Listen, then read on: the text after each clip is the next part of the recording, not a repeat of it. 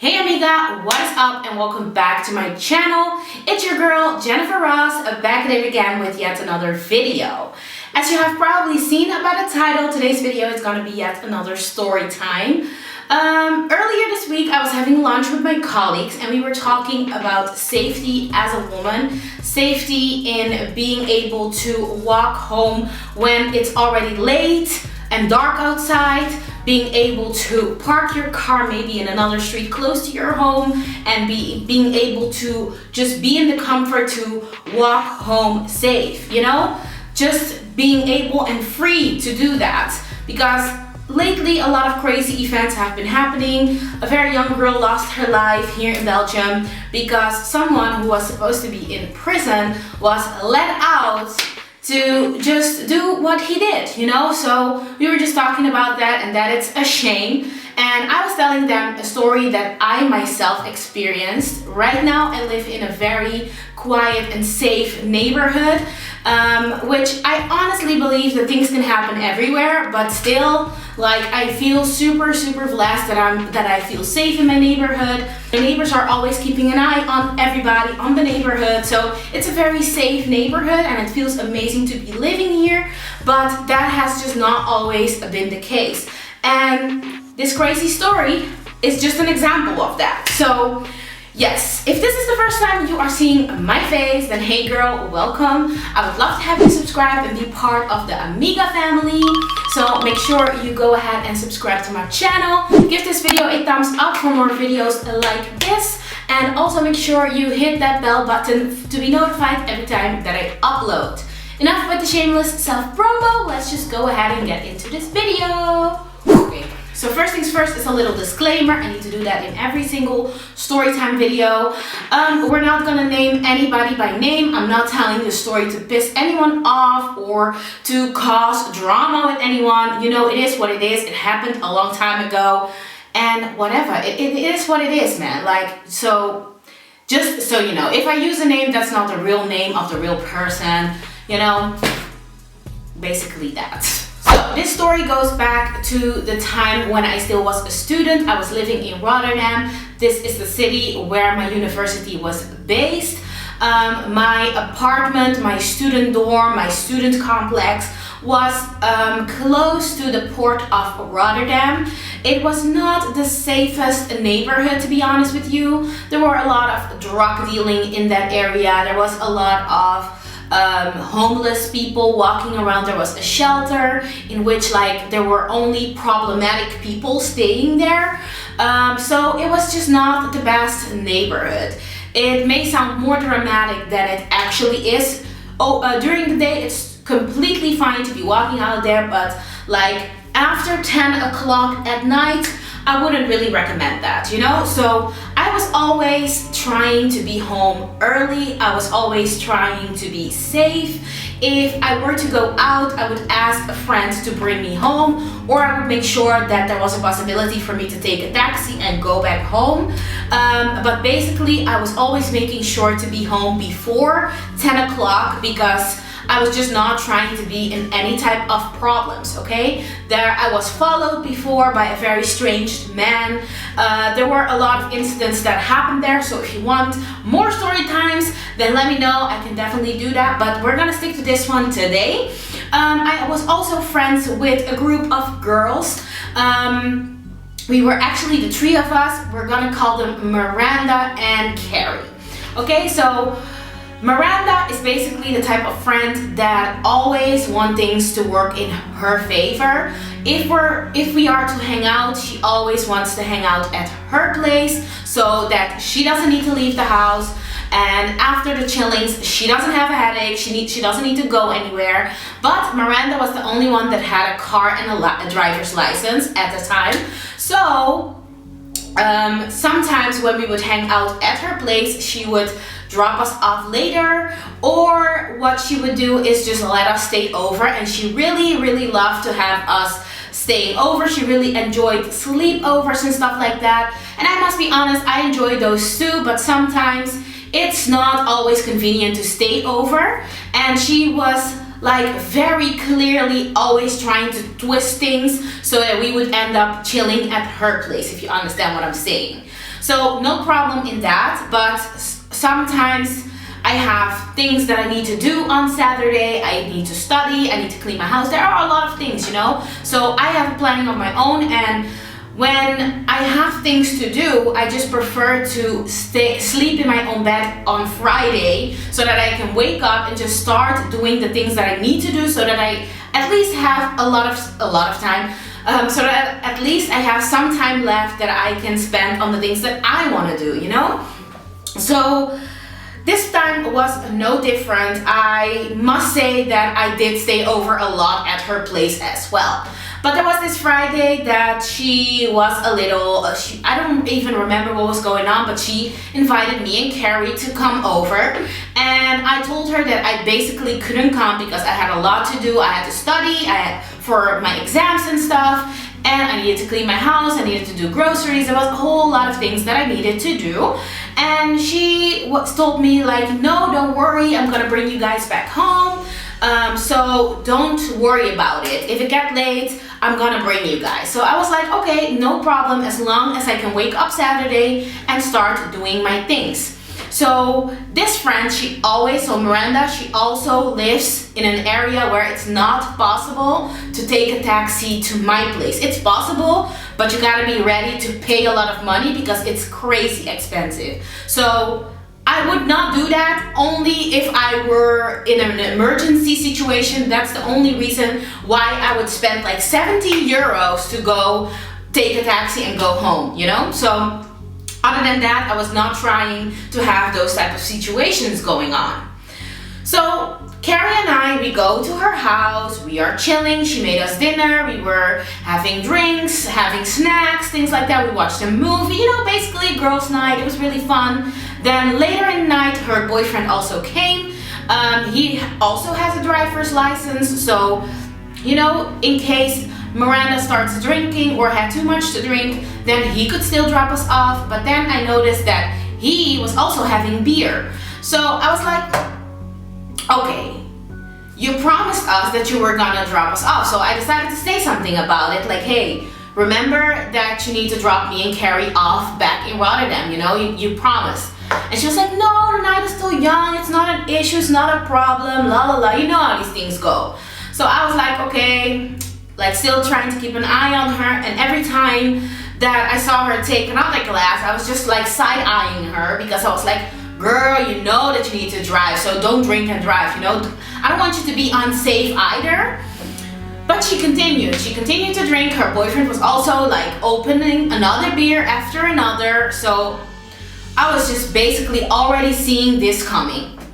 Then it was 10 o'clock and I was already getting a little pissed with the whole situation because I see her drink and drink and drink, and the boyfriend is drinking and drinking and drinking. I was already getting a little salty about this because don't promise me something. I have things to do in the morning. And you know what the problem is? Like, the problem is not me staying over, but the thing is, like, when I stay over, I never get home before 3 or 4 o'clock in the afternoon, you know? So when we wake up, she wants to have breakfast, she wants to chill, she still wants to watch a movie, and she's not like standing in the way or blocking the door for you not to leave, but she is that friend that will, like, you know, try to pull out a lot of tricks to have you staying there longer. And I wasn't feeling it that weekend, you know? So then it's 10 o'clock, I'm like, yo, I think it's time for you guys to bring us home before you guys drink even more.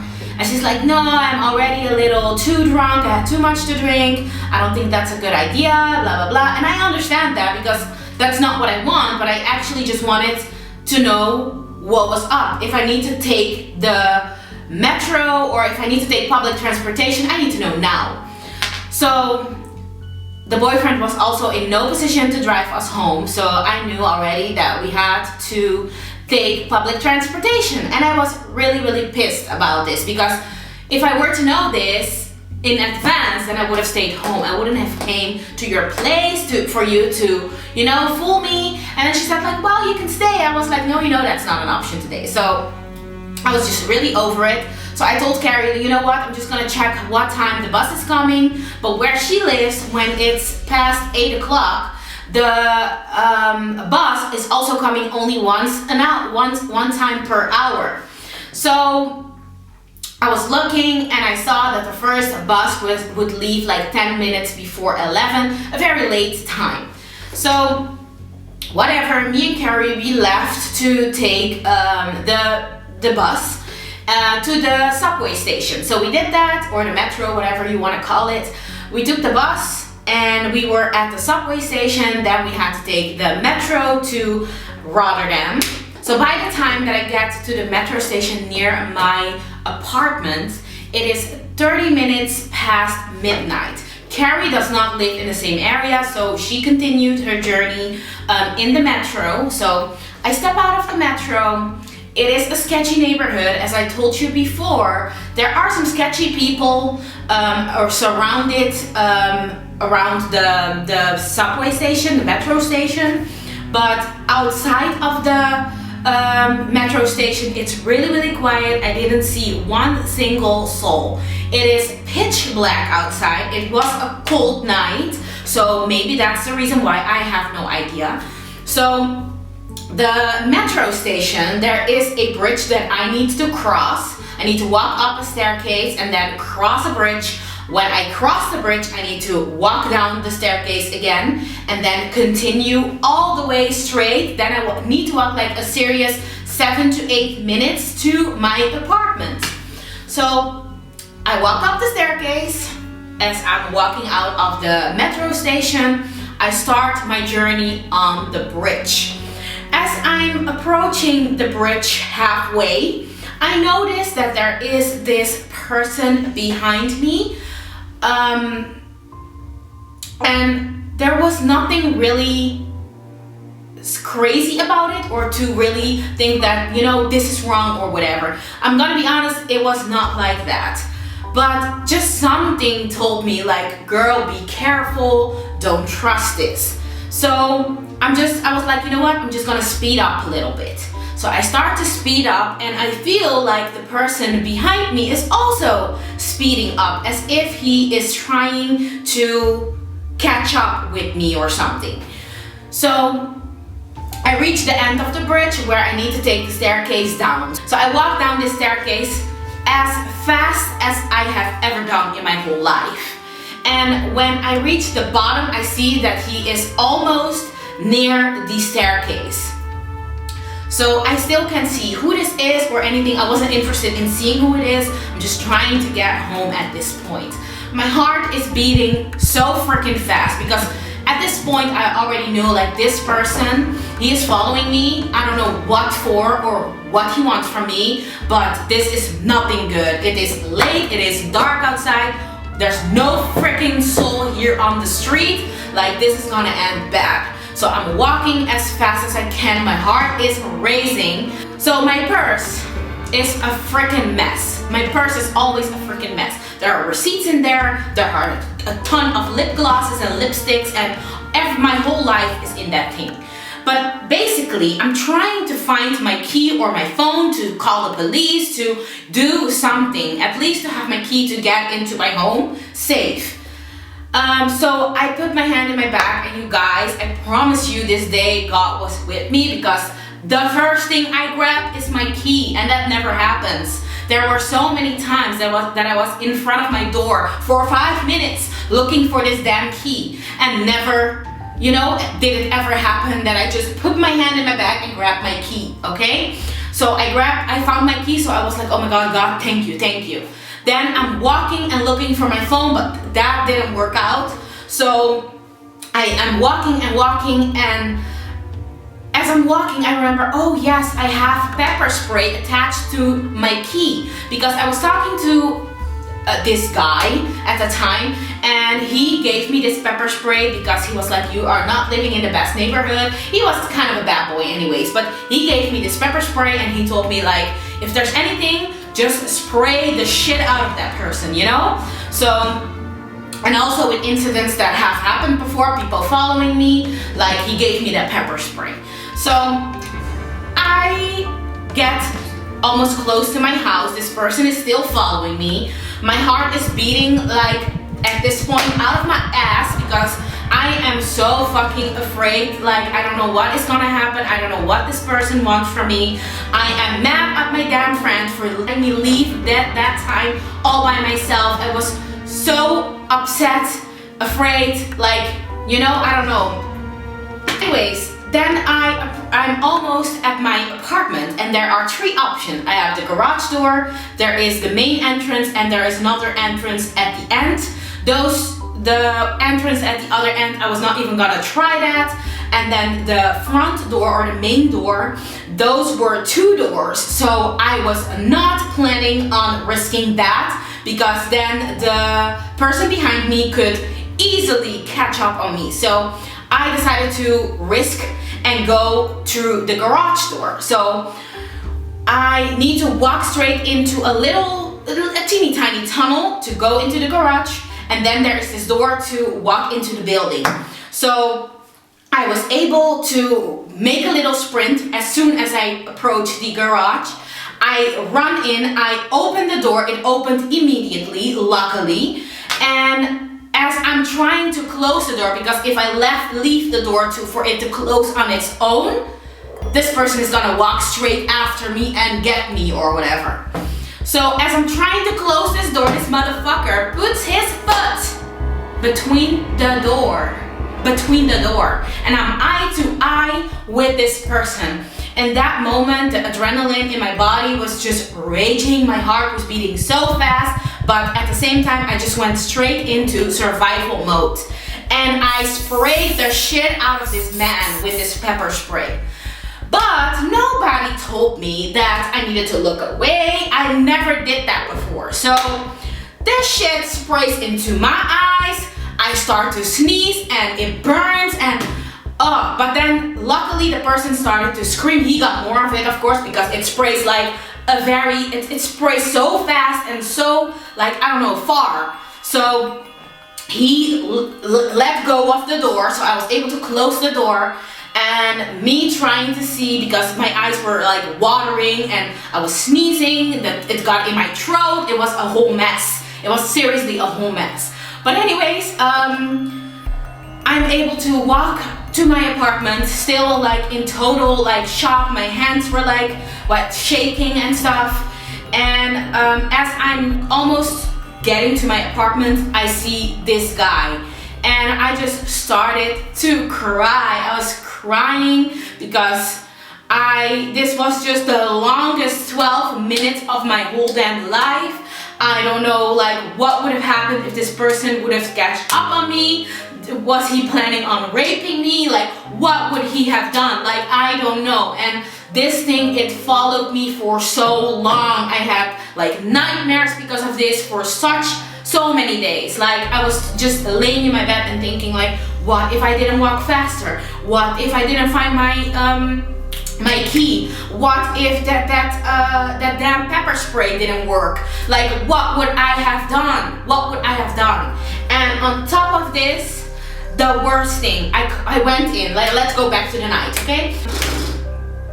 This is a lot. So the guy who I saw outside of my apartment, he went and he looked, but it was really dark outside. He didn't see the man that was following me. Maybe he was hiding behind a car, maybe, I don't know what he did, and I'm really not interested in knowing. But I decided to call the police. And the police was able to find him like 3 blocks away. Luckily, the pepper spray that I had, it turned blue. But then they arrested him, they took him with them to the police station.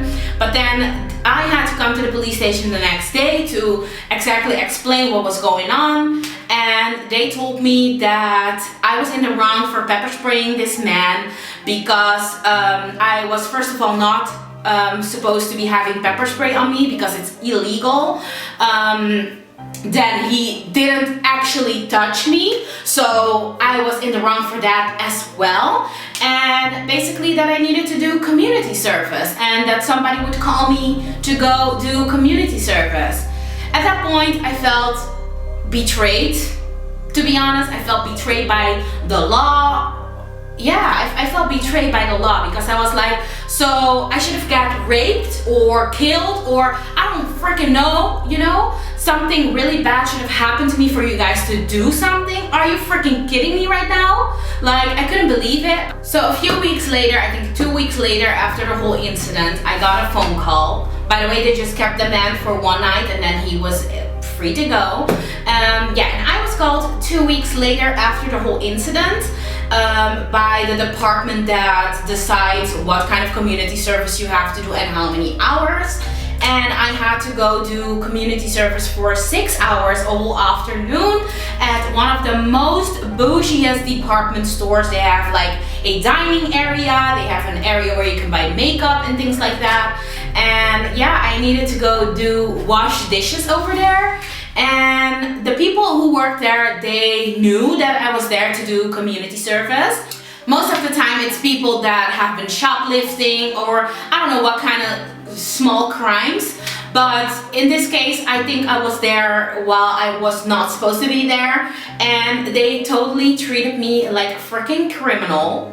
It was the longest 6 hours of my life. I've never felt so judged and so looked at, and people were actually talking about me, and I was just standing there like, great, great, great, great, you know?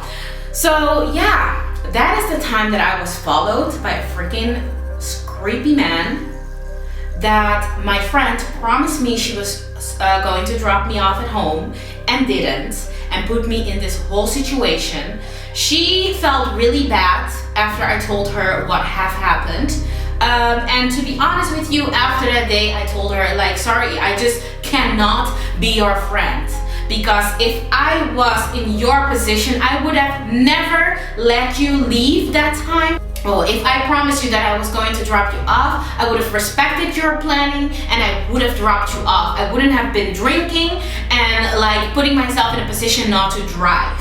So I would never do something like that to a friend, you know? Like, honestly, I understand that sometimes it can be a pain in the ass to have to leave your house when you're comfy and all that, but then don't invite me over to treat me like that. So yes, I had to cut ties with that friendship. I don't feel sorry about it at all, because like she put me in serious danger and something really traumatic could have happened to me that, or I would have not have been here today to tell you this story, or I would have been traumatized for the rest of my life, and none of that is a good situation, I think. So if you have friends that do these type of things to you, that think it's a problem to drop you off at home if you don't have a driver's license or a car or whatever, then you need to cut ties with that friendship, because they is not your friend. You are not supposed to go and entertain people, because most of the time, honestly, that is what it was. I was going there to make her not feel alone, and then in the end, I need to figure it out how I would get home. And I just don't think that is fair, or that it's nice to put your friends in a situation like that. But that is it, amiga, for today's video. I hope you liked it. I hope you enjoyed. If you did, make sure you give this video a thumbs up, and also make sure you subscribe to my channel for more videos like this. Also, thank you so much for 2K subscribers. A giveaway is coming your way really soon. One of these necklaces will be one of the prizes that you can win. So if you're interested, make sure you turn on the post notifications so that you can be notified when I do the giveaway. The necklaces, they are from Concept Statement, so I'll link all their information in the description box down below. The owner is a fellow Caribbean lady, which I'm really proud of. Her name is Regine, and she is such a sweetheart. She has sent me like these 2 bracelets as well, and they are so cute. So I'm gonna link everything in the description box down below. I'll link her Instagram right up here so you can check it out, and also in the description. But yes, thank you so much for watching, and I hope to see you soon in my next video.